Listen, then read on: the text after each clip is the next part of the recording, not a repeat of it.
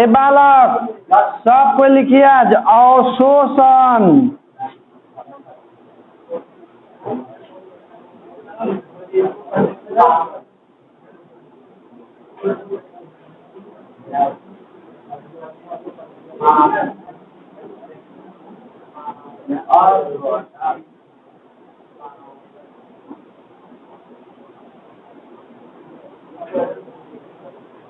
एब्सोर्पन, absorption होता है।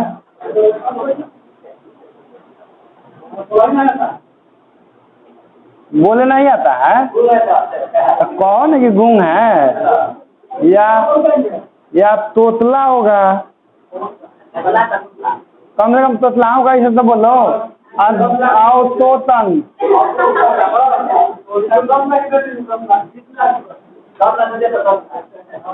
चलो अवशोषण देखो क्या होता है। जैसे अवशोषण समझे से पहले समझिए कि अधिशोषण क्या होता है।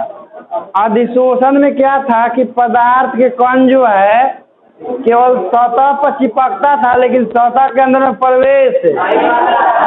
अवशोषण में क्या होता है कि सतह के अंदर प्रवेश कर जाता है। कैसे हम लोग कोई चीज के पानी में डालते हैं तो फूल जाता है, तो फूल गया मतलब पानी ऊपर अंदर घुस गया है, तब जाके फूल गया है। पत्थरों उधर फूल जाता है, ओकर खाली सतह पर पानी रह जाता है, अंदर प्रवेश। तो जेकर सतह के अंदर पानी प्रवेश कर जाता है ओकरा में अवशोषण कहलाता है। आ जेकर सतह पर आ जाता है ओकर अधिशोषण। तो लिखिए अवशोषण में वह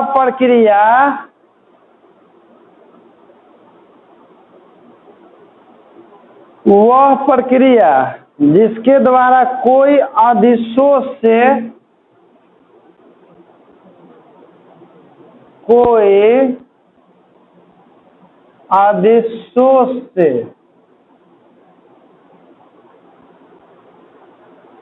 अधिशोषक के अंतःसतह में प्रवेश कर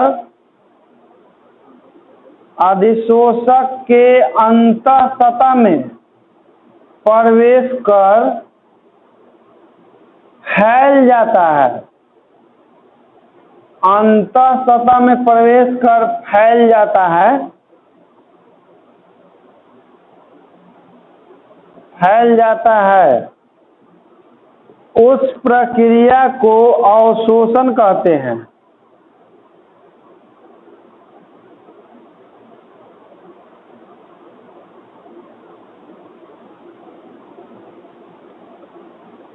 उस प्रक्रिया को अवशोषण कहते हैं। चलिए इसके बाद लिखिएगा अवशोषक।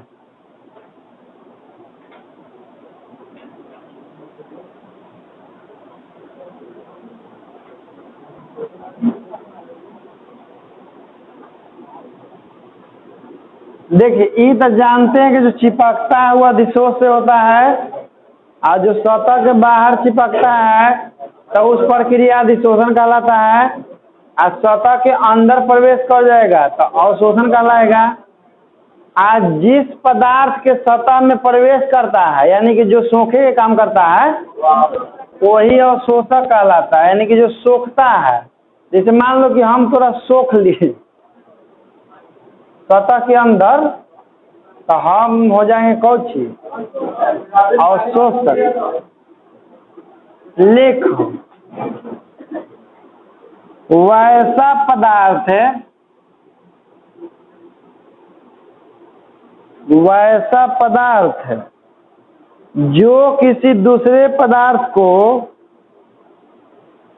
वैसा पदार्थ जो किसी दूसरे पदार्थ को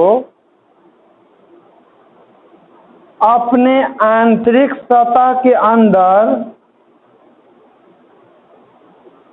अपने आंतरिक सतह के अंदर अवशोषित कर लेता है, अवशोषित कर लेता है, उसे अवशोषक कहते हैं।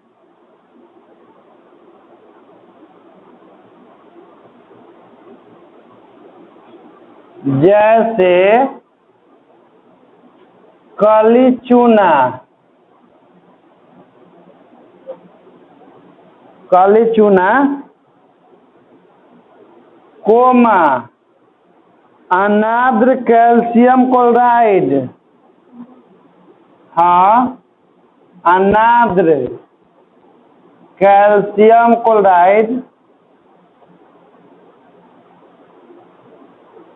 Coma phosphorus pentoxide,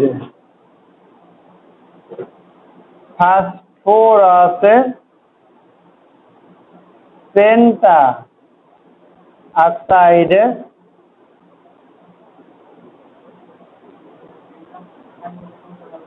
phosphorus pentoxide, comma सांद्र सल्फ्यूरिक अम्ल,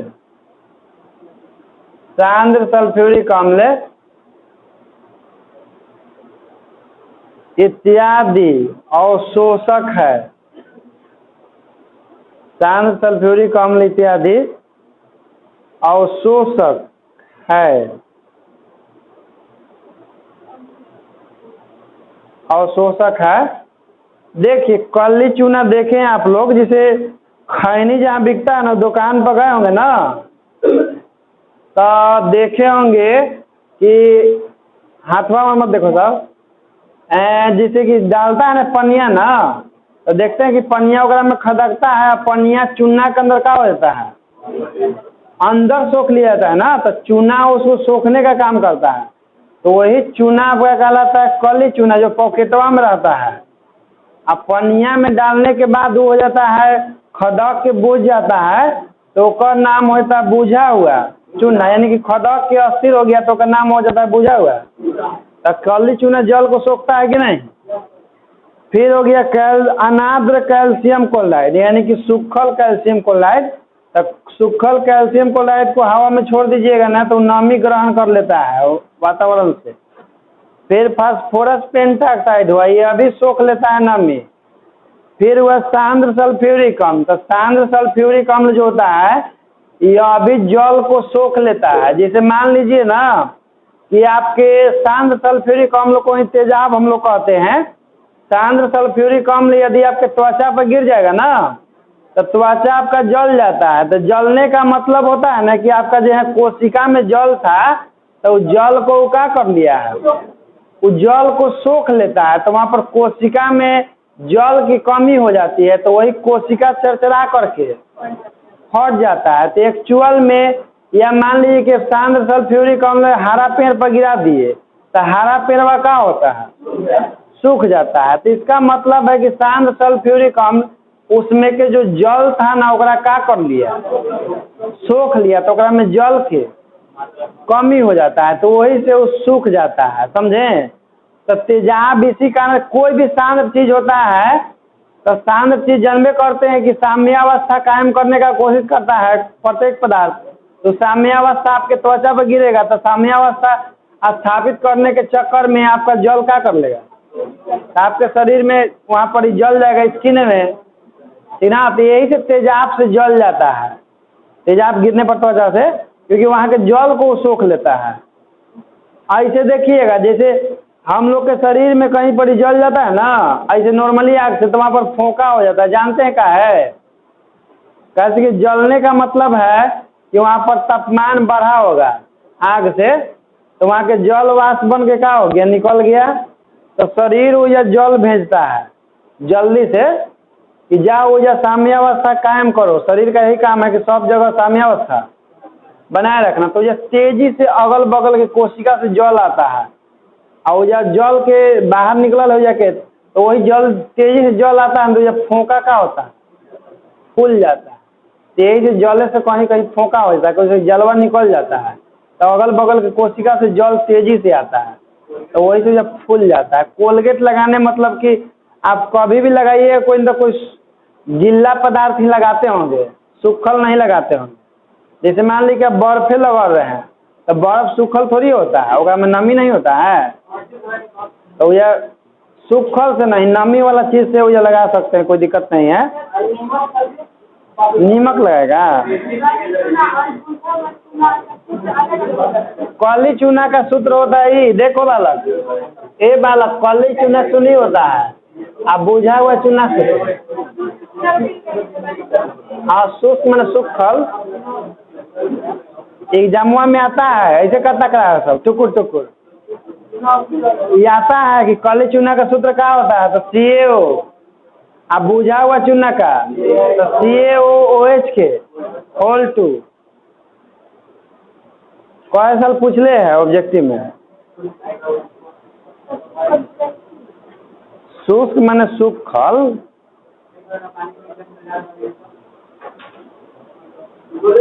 चलिए एगो एथी लिखिए,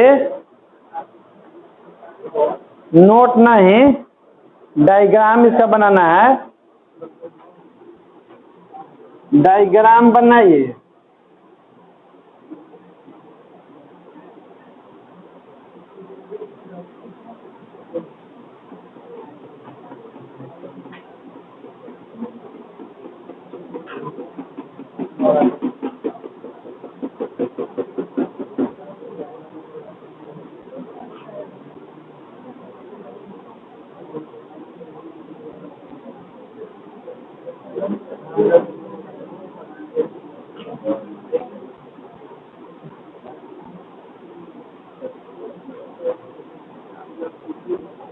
अवशोषित अणु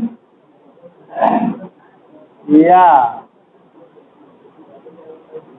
अधिशोष,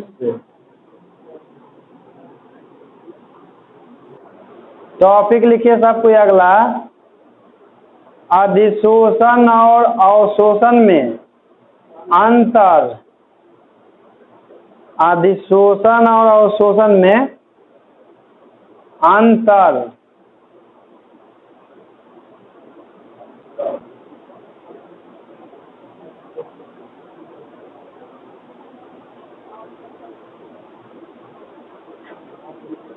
देखो, मान लो कि एग्जाम में क्वेश्चन आया कि अधिशोषण और अवशोषण के बीच अंतर लिखे, ठीक ना, तो जो पढ़ता लिखता है तो उसका तो दिमाग में कम होता है, एक तरफ लिखल जाएगा अधिशोषण और एक तरफ अवशोषण। अन्य पढ़े वाला लड़कन का तो दिमाग तनी ज्यादा काम करता है। क्वेश्चन है कि अधिशोषण और अवशोषण के बीच अंतर लिखें, तो एक बीच में क्या लिख देगा सर, अंतर। ये सब ने पढ़ लिखेला के जैसे एक्स्ट्रा दिमाग होता है, जो एकदम सटीक आंसर देता है, कि जो क्वेश्चन का है वही आंसर लिखल है एकदम, कि अधिशोषण और अवशोषण के बीच अंतर लिख दिया। और जो पढ़ल लिखल है वो एक तरफ लिखता है अधिशोषण, एक तरफ और पैसे लिखता है। तो चलो लिखो, एक तरफ अधिशोषण और दूसरा तरफ अवशोषण। तो जो पढ़े लिखे नहीं वो समझिए क्या लिखना है। चलो जी लिखो, अधिशोषण में, अधिशोषण बाहरी सतह पर होता है, अधिशोषण बाहरी सतह पर होता है।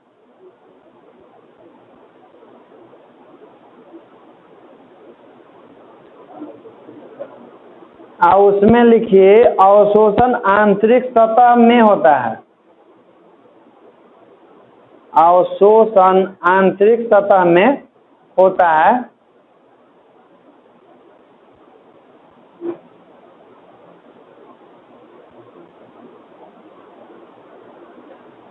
अब लिखिए दूसरा, अधिशोषण में, अधिशोषण एक सतही प्रक्रिया है, अधिशोषण एक सतही प्रक्रिया है, सतही प्रक्रिया है मतलब सतह पर होने वाला।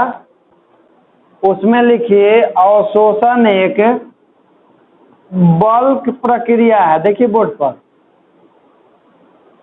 अवशोषण एक बल्क प्रक्रिया है। बल्क मतलब सतह के अंदर होने वाला प्रक्रिया कहते हैं। तीसरा लिखिए, अधिशोषण में साम्यावस्था, अधिशोषण में साम्यावस्था, अधिशोषण में साम्यावस्था शीघ्रता से स्थापित हो जाता है। शीघ्रता से मतलब जल्दी से, शीघ्रता से स्थापित हो जाता है, शीघ्रता से स्थापित हो जाता है। उधर लिखिए, अवशोषण में साम्यावस्था स्थापित होने में, अवशोषण में साम्यावस्था स्थापित होने में, स्थापित होने में समय लगता है।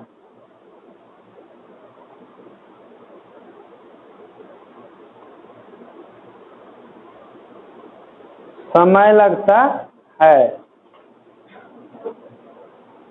अब लिखिए नया टॉपिक, शोषण। हाँ,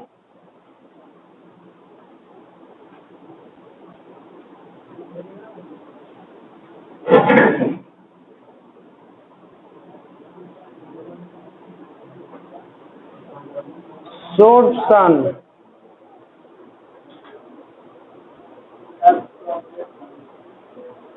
हाई वाला लिखेगा कि कहाँ ताक रहा है?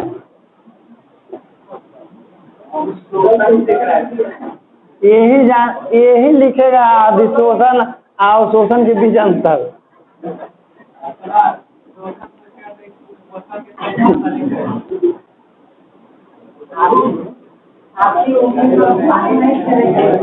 हाँ देखो, कौन है कि आप दोनों से पानी नहीं पीनेंगे? हाँ पेप्सी पे रहे, देख रहा है। हाँ, यही लड़का कहेगा आगे चल के कि सर जी हम पढ़े गए थे तो हमारा शोषण हो गया, पैसा ले लिए लेकिन पढ़ाए नहीं, यही से हम लिख रहे हैं अधिशोषण और शोषण के बीच में अंतर। लिखो, देखो शोषण क्या होता है कि अधिशोषण और अवशोषण के संयुक्त प्रक्रिया को, यानी कि दोनों को मिला करके क्या बोलते हैं, यानी कि सतह पर भी या सतह के अंदर भी जब होता है तो उसी को हम लोग कहते हैं शोषण। तो लिखिए था, अधिशोषण एवं अवशोषण के, अधिशोषण एवं अवशोषण के, अधिशोषण एवं अवशोषण के संयुक्त प्रक्रिया को, संयुक्त प्रक्रिया को शोषण कहते हैं, शोषण कहते हैं, शोषण कहते हैं। अर्थात शोषण बराबर अधिशोषण प्लस अवशोषण।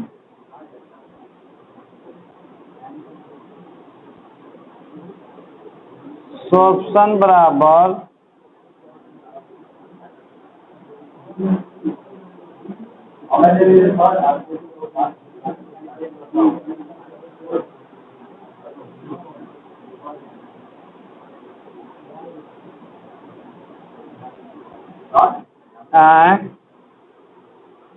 दोनों में देखो, खाली एक में अधिशोषण में डी होता है, डी से धा होता है ना, अवशोषण में ए भी खाली हो जाता है, बाकी सबका सेम टू सेम है कि नहीं?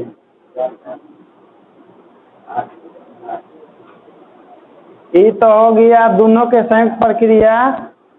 अब लिखिए विशोषण, विशोषण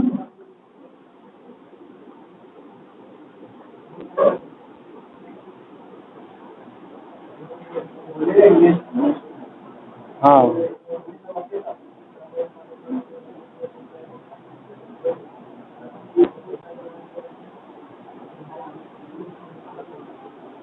विशोषण। लिखिए, अधिशोषण के उल्टा प्रक्रिया को विशोषण कहते हैं। अधिशोषण के उल्टा प्रक्रिया को विशोषण कहते हैं। अधिशोषण के उल्टा प्रक्रिया को विशोषण कहते हैं। अर्थात अधिशोषक की सतह पर से अधिशोषक की सतह पर से अधिशोष कणों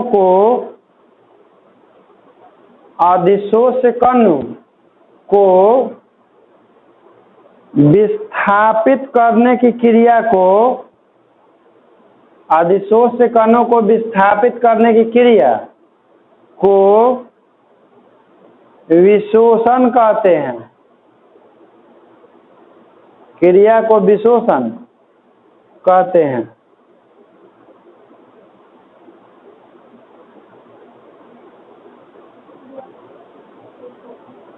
विशोषण कहते हैं। जैसे मान लीजिए कि दीवार पर धूल कण चिपक नहीं जाता है तो वो तो अधिशोषण हो गया, लेकिन दीवार पर से हम लोग धूल कण को हटा भी तो सकते हैं झाड़ करके, ठीक ना। या मान लीजिए कि बाले पर हम लोग धूल कण चिपक जाता है तो वह चिपक गया था, अधिशोषण हो गया, झाड़ दिए तो विशोषण हो गया, ठीक ना। अब लिखिए अधिशोषण के प्रकार। अधिशोषण के प्रकार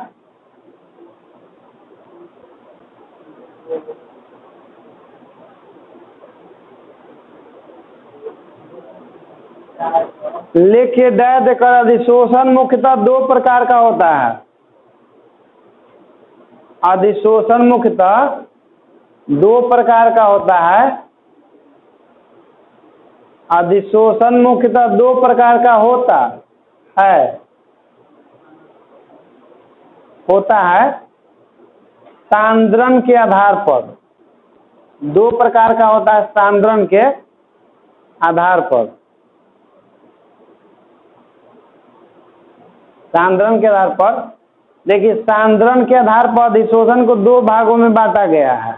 एगो धनात्मक अधिशोषण है, एगो इसमें होता क्या है धनात्मक अधिशोषण में, जैसे मान लीजिए कि कोई पदार्थ है और इसके अंदर में कण है तो इसको अंदर में कण का कुछ ना कुछ सांद्रण होगा।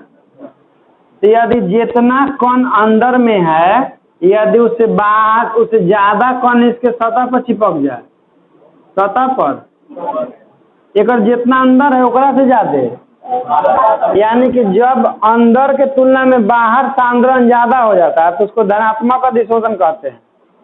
और जब अंदर बाहर के तुलना में अंदर कौन सांद्रण ज्यादा रहता है तब। लिखिए, जानते हैं क्या है, कैसे कि जब बाहर में सांद्रण ज्यादा हो जाता है ना, बाहर में सांद्रण ज्यादा होता है तो ये ऊर्जा उत्सर्जित करने के बजाय ऊर्जा अवशोषित करेगा तो बढ़ेगा, एनर्जी घटेगा। लेकिन जब एक सतह पर कण कम रहता है तो ऊर्जा का उत्सर्जन करते रहता है तो इसका ऊर्जा धीरे धीरे घटते रहता है, समझे। तो एनर्जी घटता है, इसीलिए उसको बोला जाता है ऋणात्मक। और ज्यादा रहेगा बाहर तो धनात्मक। तो लिखिए धनात्मक अधिशोषण पहला नंबर। धनात्मक अधिशोषण अंग्रेजी होगा इसका पॉजिटिव एडसॉर्प्शन।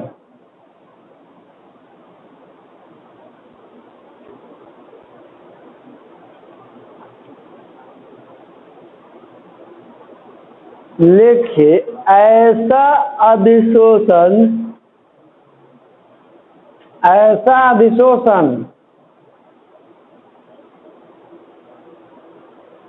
जिसमें अधिशोषक के सतह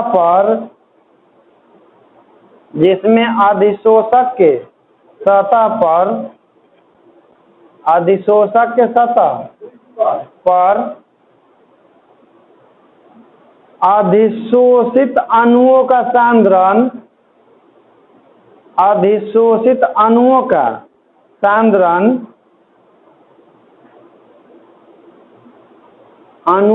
सांद्रण पिंड की सांद्रण की तुलना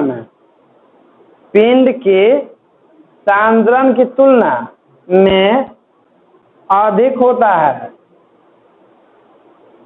पिंड की सांद्रण की तुलना में अधिक होता है, उसे धनात्मक अधिशोषण कहते हैं।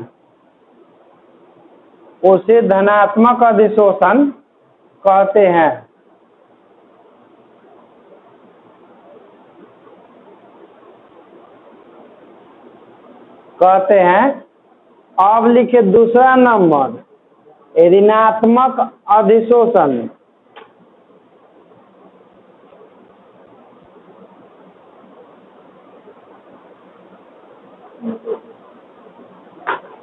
लिखिए, अंग्रेजी लिख लीजिएगा, नेगेटिव एडसॉर्प्शन।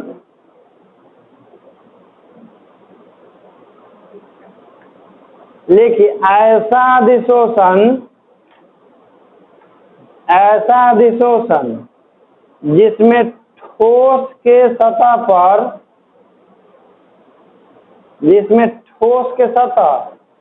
पर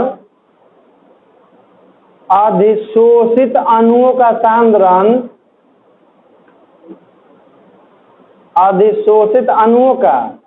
सांद्रण पिंड के भीतर के सांद्रण की तुलना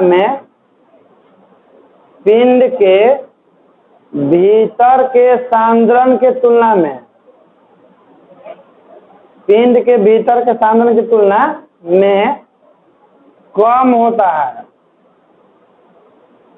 कम होता है, तो उसे ऋणात्मक अधिशोषण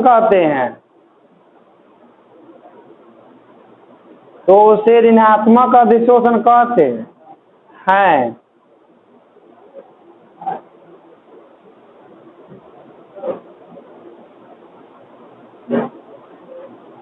चलिए, अब लिखिए टॉपिक,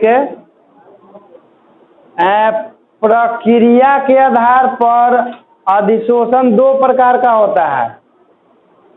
प्रक्रिया के आधार पर अधिशोषण दो प्रकार का होता है।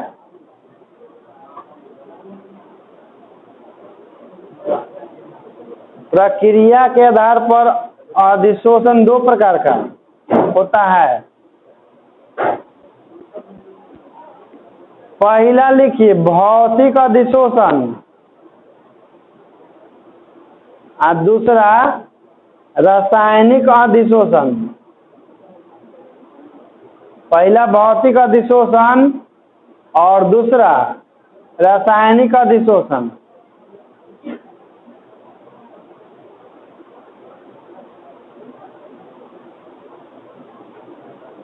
देखिए, जैसे भौतिक प्रक्रिया रासायनिक प्रक्रिया जानते हैं। जैसे भौतिक प्रक्रिया का मतलब होता है कि पदार्थ का यदि अवस्था चेंज हो रहा है तो फिर उसको हम लोग प्रारंभिक अवस्था में ला सकते हैं। तो ये हो गया आपका भौतिक प्रक्रिया, ठीक ना। और रासायनिक प्रक्रिया है कि एक बार यदि बन गया दूसरा कुछ में तो आप उसको दोबारा उस अवस्था में नहीं ला सकते हैं। जैसे देखते हैं ना बर्फ पानी वाला, कि पानी से हम लोग बर्फ बना देते हैं, बर्फ से पानी। लेकिन देखिएगा, जैसे मान लीजिए कि आप सब्जी ले आए मार्केट से और काट के ओकरा बना दिए, तब फिर ओकरा से पुनः वैसन के सब्जी बना दीजिएगा। अच्छा, हम लोग बढ़ रहे हैं तो रासायनिक प्रक्रिया है कि भौतिक प्रक्रिया है? रासायनिक है, क्योंकि जो समझ लेना कि जिस हम लोग पुनः उस अवस्था में नहीं जा सकते हैं या नहीं ले जा सकते हैं जिस अवस्था से हम लोग उत्पन्न हुए हैं, तो समझ लीजिए कि पक्का रासायनिक है। और जिस अवस्था से परिवर्तित हुए हैं जो उसी अवस्था में फिर चले जाते हैं या ले जाते हैं, तो वो क्या होता है आपका? भौतिक होता है। यानी कि हम लोग दिन पर दिन बढ़ रहे हैं तो फिर मान लीजिए बूढ़ा हो गए तो फिर से बच्चा नहीं हो सकते हैं, मतलब ब्लड रिवर्स में नहीं आ सकते हैं। समझ रहे हो? नहीं तो मान लो कि ऐसा कोई प्रोसेस होता है या केमिकल जो अभिक्रिया शरीर के अभिक्रिया को दिशा को उलट देता, तो एक बार बचपन से बूढ़ा होते और फिर अभिक्रिया की दिशा पलट करके बूढ़ा से अब फिर ओकरा बाद, लेकिन अभी तक ले ऐसा कोई केमिकल नहीं बना है। हम लोग के बॉडी में क्या है, वो केमिकल प्रोसेस है। यदि chemical process by the way हो कि बदल जाए कि केमिकल प्रोसेस की दिशा क्या कर दी जाए, तो हम लोग फिर रिवर्स में आ सकते हैं, ठीक ना। क्या कर दीजिएगा अंसा के सुसाइड कर लेगा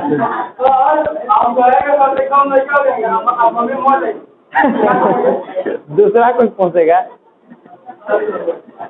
चलो लिखो अब भौतिक अधिशोषण लिखिए।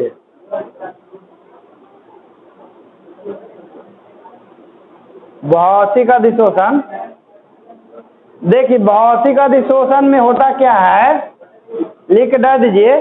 भौतिक अधिशोषण में जैसे जो पदार्थ के कण होते हैं ना, तो ठोस के सतह पर कमजोर वान डेर वाल्स बल से चिपका हुआ रहता है, जिसको आसानी से हम लोग अलगे कर सकते हैं, ठीक ना।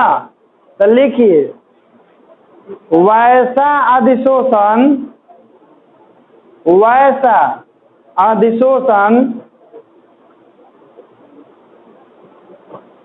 वैसा अधिशोषण जिसमें अधिशोष एवं अधिशोषक के बीच, जिसमें अधिशोष एवं अधिशोषक के बीच, अधिशोष एवं अधिशोषक के बीच वान डेर वाल्स बल क्रियाशील रहता है। वान डेर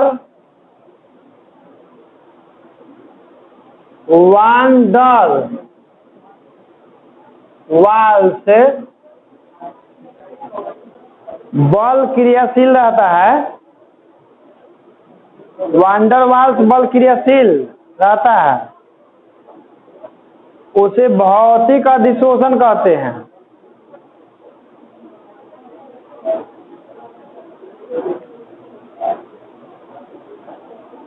उसे भौतिक अधिशोषण कहते हैं।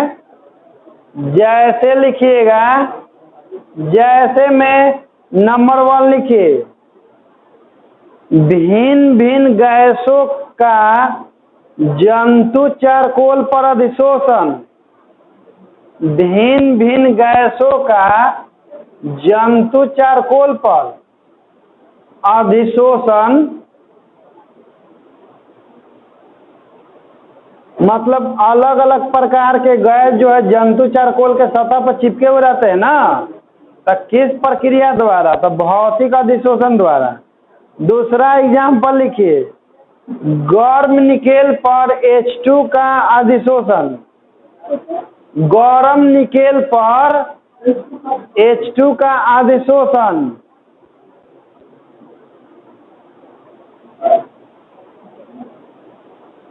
तीसरा, जलवाष्प का सिलिका जेल पर अधिशोषण। जलवाष्प का सिलिका जेल पर अधिशोषण। सिलिका जेल पर अधिशोषण। सिलिका जेल देखे है ना,